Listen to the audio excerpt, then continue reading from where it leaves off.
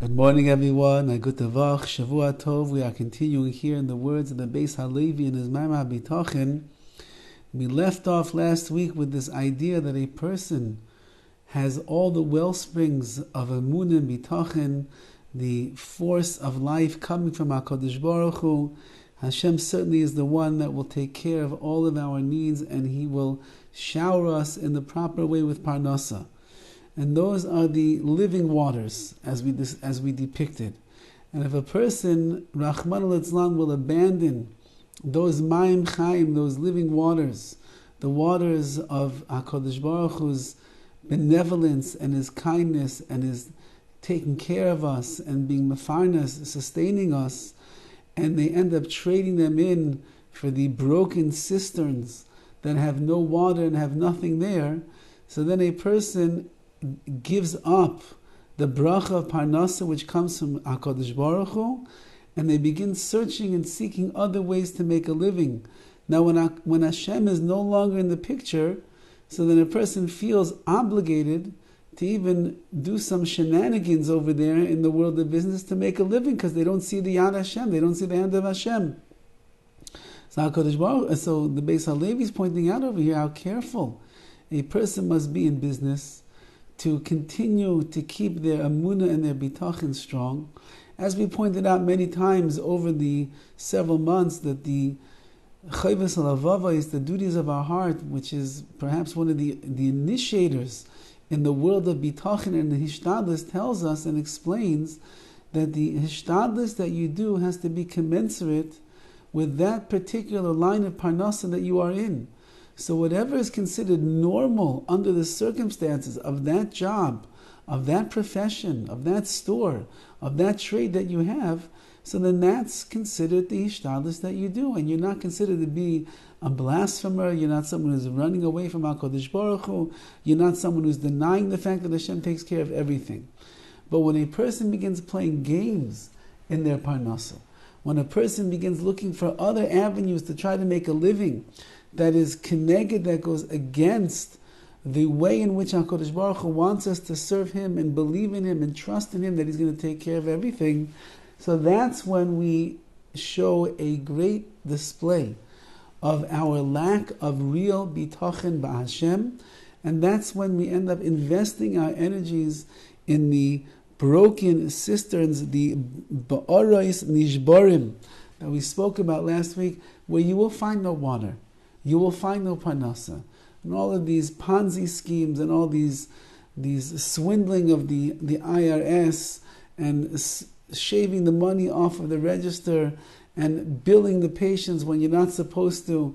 And a very ehrlich doctor came to me once, and he told me he has a really hard time, because in his particular industry of medicine, he said the commonplace practice of many doctors has become that they lie when they make charges to the insurance company, or they tell the patients that they've done all that they can do, and they know that they haven't healed the patient, or they haven't given the patient all the treatment that he needs, and 2 or 3 weeks later the patient calls back and says, "I still got this pain, doc," and then they say, "Oh, come in for another appointment," and at that appointment they say, "Ooh, it's worse than I thought," and then they bill them in full for a whole other appointment and a whole other treatment that they do. And he asked me, what am I supposed to do?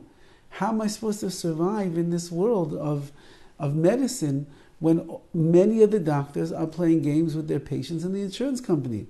And this is what the Beis Halevi is saying over here. The Beis Halevi is saying you can't play games. If you trust in the Rivaina Shalom, and you trust that HaKadosh Baruch Hu will send you the parnasa that you need, so then you bill a patient ehrlich, honestly, and you don't play games with the insurance company. If you do get caught, remember what we spoke about last week, if you do get caught, you will get in very big trouble with the government. You'll get in trouble with the justice of this country, because you are trying to pull the wool over the eyes of the insurance companies and the like.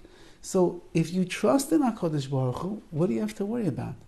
Hashem will send you this patient, He'll send you that patient, He'll send you this one, He'll send you that one. This one will need a larger procedure, this one will need a less procedure. You'll make the money that you need to provide for your family, to put the roof over your head, put the bread on the table, help to pay tuition. Maybe you'll need a little bit of help of financial assistance from the school itself. Whatever is going to be the situation, but it will be taken care of. If you think that the only way you can make money is by playing games and playing tricks and doing the wrong thing, says the Beis HaLevi, that's not the way of a Yid. That's not the way that a Jew does things.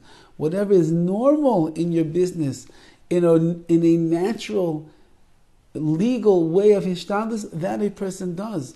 But when you go beyond the letter of the law, or you go beyond the law itself, and you start doing things that are really illegal if you would get caught, so then already, says the Beis HaLevi, that's a flagrant display of your lack of bitachon. And he quotes another verse that goes along these lines, and he says it also in Yirmiyahu, Haloi zois taseh lach azveich es Hashem. Has it not been done to you because you left HaKadosh Baruch Hu? Meaning this, that you are struggling in business dealings right now and making a parnasa, isn't it specifically because you left Hashem? You thought that HaKadosh Baruch Hu couldn't take care of everything, so you wanted to do things on your own. And now you find yourself struggling. It's not because HaKadosh Baruch Hu is not helping you. It's because you abandoned the Ribbono Shel Olam. He was well ready to help you. Now, if you end up leaving, the Jewish people are leaving Eretz Yisrael, they're going to Mitzrayim, to Egypt at a certain point in their history. And Yirmiyahu says, what are you doing? If you go down to Mitzrayim, there's only one place that you can get your sustenance from, and that's the waters of the Nilus, of the Nile River. Melitzas hapasuk malach leilech leMitzrayim ki hoylech shama muchach lishtas meishicha.